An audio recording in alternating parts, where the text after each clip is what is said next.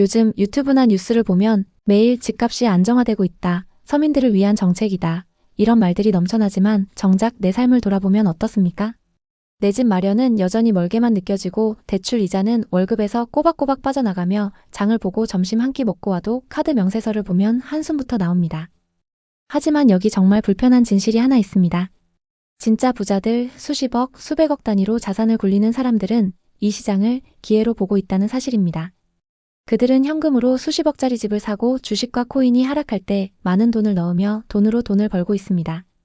겉으로는 평온해 보이는 대한민국 경제 부동산 시장. 하지만 그 이면에는 이미 큰 균열이 생겼고 일부 지역에서는 작은 붕괴가 시작되었습니다. 그 균열이 어떤 지역에서 먼저 드러나고 있는지, 그리고 그 와중에 돈 있는 사람들은 무엇을 팔고 무엇을 사들이고 있는지를 차근차근 짚어보겠습니다. 마지막에는 이 혼란스러운 시장에서 지금 당장 무엇을 어떻게 준비해야 하는지 구체적인 방향까지 함께 정리해보겠습니다. 집을 사야 할지, 버텨야 할지, 팔고 나와야 할지 고민 중이라면 한 번쯤은 이런 시각으로 한국 부동산을 바라볼 필요가 있습니다. 대한민국 부동산의 중심은 여전히 강남입니다.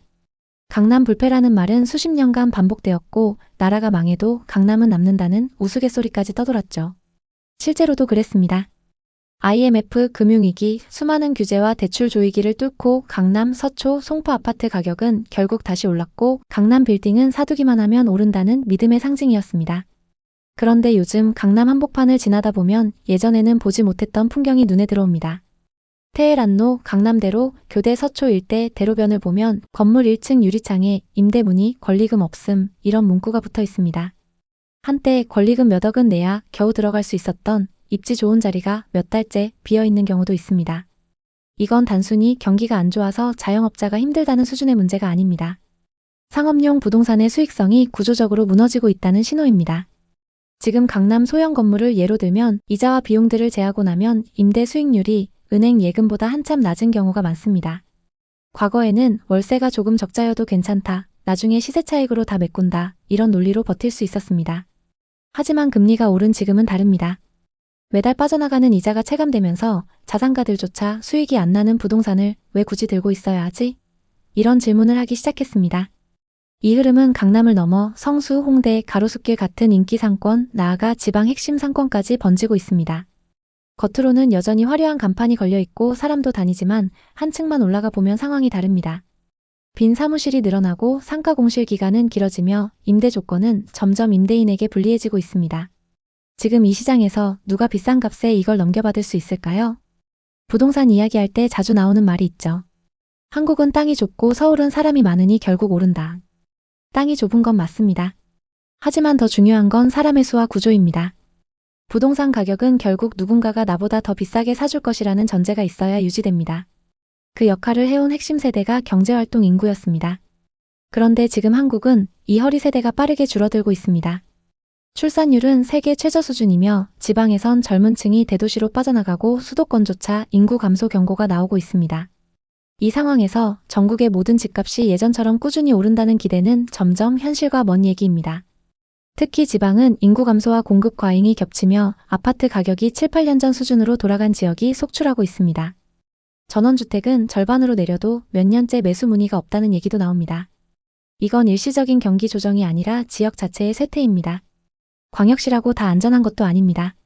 대구는 수성구를 제외한 외곽 쪽은 고점 대비 30-40% 하락했습니다. 부산도 인구가 줄면서 외곽, 노후단지 중심으로 가격 조정이 지속되고 있죠. 세종시는 한때 서울급 상승을 보였으나 지금은 겨우 보합을 유지하고 있습니다. 강원도 동해안 오션뷰 아파트 역시 수도권 투자자들이 몰렸던 곳이지만 관광 수요만으로는 고가 아파트를 버티기 어렵다는 현실이 드러나고 있습니다. 인구 구조와 지역 경제를 외면하고 바다 보인다, 새 아파트다, 역세권이다, 이런 호재만 믿고 들어갔다가 버티지 못하는 시장이 되었습니다. 최근 빌라 전세 사기, 보증금 미반환 사고가 끊이지 않기 때문에 전세 수요도 많이 줄었습니다. 그 결과 전세 시세도 동반 하락하고 있는데요. 이런 사고가 계속 나온 이유는 단지 나쁜 집주인 몇 명 때문만이 아닙니다. 전세제도 자체가 집값 상승을 전제로 설계되었기 때문에 그 전제가 흔들리는 순간 임차인과 집주인 모두에게 위험한 구조로 변합니다. 갭투자도 마찬가지입니다. 전세 끼고 사면 실투자금 적게 들고 여러 채 살 수 있다는 논리는 다음과 같을 때만 성립합니다. 집값이 상승하고 전세 가격도 동반 상승할 때 또 공실 없이 계속 임차인이 있을 때 이런 조건들이 모두 충족될 때만 가능합니다. 그 조건이 하나라도 깨지면 현금 흐름이 막히고 결국 금매나 경매로 이어집니다. 부자들이 먼저 깨달은 사실은 이겁니다. 전세 레버리지로 여러 채 버티는 시대는 끝나가고 있다. 그래서 그들은 전세 비중을 최대한 줄이고 월세나 현금 흐름 중심으로 포트폴리오를 재편하고 있습니다. 서울에 똘똘한 한 채로 수요가 몰리는 것도 이 때문이죠.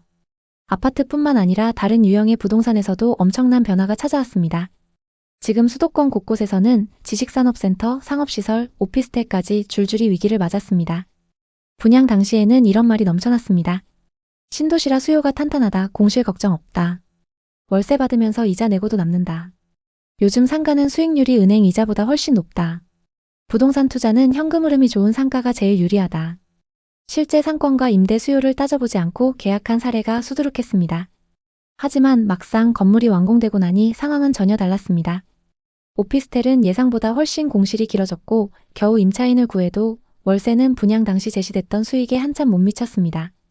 상가는 더 심각합니다.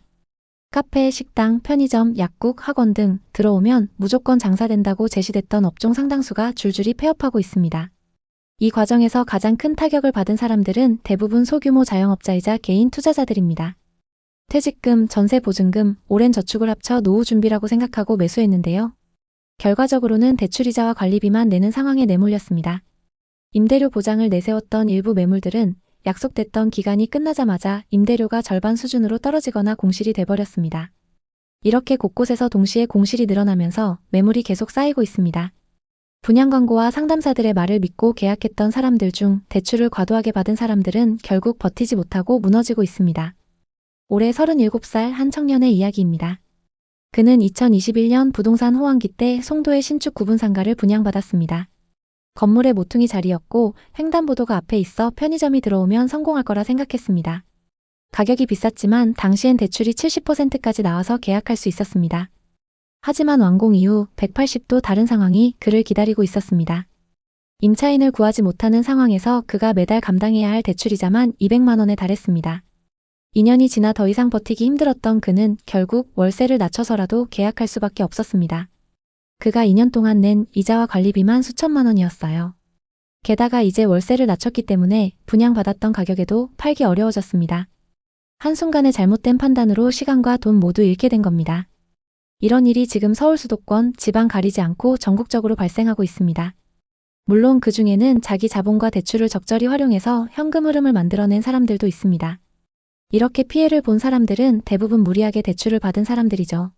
그들은 단기간의 시세 차익을 목표로 상권과 수익률을 계산하지 않고 들어갔기 때문에 손해를 보고 있습니다. 실제 지역을 구체적으로 살펴보겠습니다. 경기도 외곽이나 지방에서는 매매가보다 전세가가 비싼 현상이 나타나는 곳도 있습니다. 인구가 빠져나가는 군단위, 청년이 떠난 소도시, 그리고 산업이 쇠퇴한 중소도시는 미분양, 미입주 신축, 공실이 늘어나고 있습니다.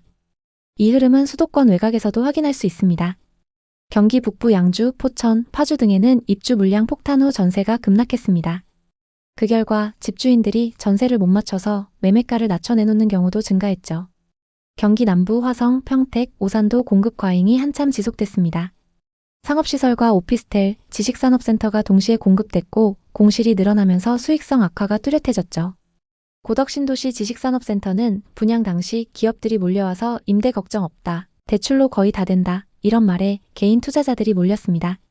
하지만 실제 입주해보니 기업 수요가 부족했습니다. 임대료를 낮춰도 임차가 안 나갔고 이자는 계속 올라가면서 급매물이 쏟아졌습니다. 그러다 보니 가격은 계속 하락하고 있습니다. 매달 수백만 원의 이자를 감당 못해서 경매로 나오는 물건도 많습니다. 붕괴는 항상 가장 약한 부분부터 시작됩니다.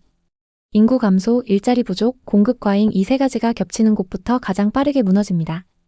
여기까지의 흐름을 정리하면 지금 한국 부동산은 건설, 금융의 리스크와 지방과 수도권 외곽의 구조적 약화, 전세 레버리지의 한계, 이것들이 동시에 겹쳐 있습니다. 그렇다고 해서 내일 당장 모든 것이 무너진다는 이야기를 하려는 것은 아닙니다. 하지만 분명한 것은 지난 10년과 같은 방식으로 생각하고 같은 방식으로 투자하면 안 되는 시기라는 점입니다. 지금 우리에게 필요한 자세는 과감한 투자가 아니라 신중한 접근입니다. 정리하자면 이런 질문들을 스스로에게 던져볼 필요가 있습니다. 내 자산 중에서 실제로 현금 흐름을 만들어내는 자산이 어느 정도 되는가? 내가 보유한 부동산이 있는 지역은 앞으로 10년, 20년 후에도 인구가 유지되거나 늘어날 만한 곳인지를 확인해야 합니다. 또 일자리가 생기거나 유지될 곳인지, 생활 인프라가 지탱될 곳인지도 보셔야죠. 전세 레버리지를 활용한 자산은 전세가가 계속 버텨줄 지역인지가 중요합니다. 이런 부분을 확실하게 체크해보고 불안한 부분이 있다면 그 부분부터 하나씩 정리해 나가는 것이 지금 할 수 있는 가장 현실적인 전략입니다. 마지막까지 버티다가 자산을 잃는 사람이 될지 아니면 미리 계획을 세우고 안전자산을 준비를 하는 사람이 될지 지금이 선택을 해야 하는 시기입니다. 어떤 쪽에 설지는 각자의 선택입니다. 다만 한 가지 분명한 것은 진짜 큰돈을 굴리는 사람들은 이미 움직이고 있다는 사실입니다. 오늘 이야기를 듣고 어쩌면 괜히 공포만 조장하는 것 아니냐는 생각이 드실 수도 있습니다. 하지만 위기는 대개 조용히 그리고 순식간에 다가옵니다. 눈에 띄는 변화가 시작되었을 때는 이미 대다수에게 늦은 경우가 많습니다.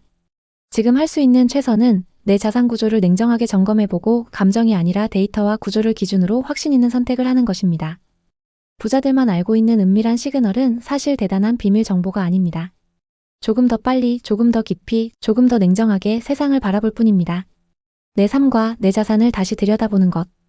그것이 앞으로 미래를 책임질 가장 저렴하면서도 가장 효과적인 대책일지 모릅니다.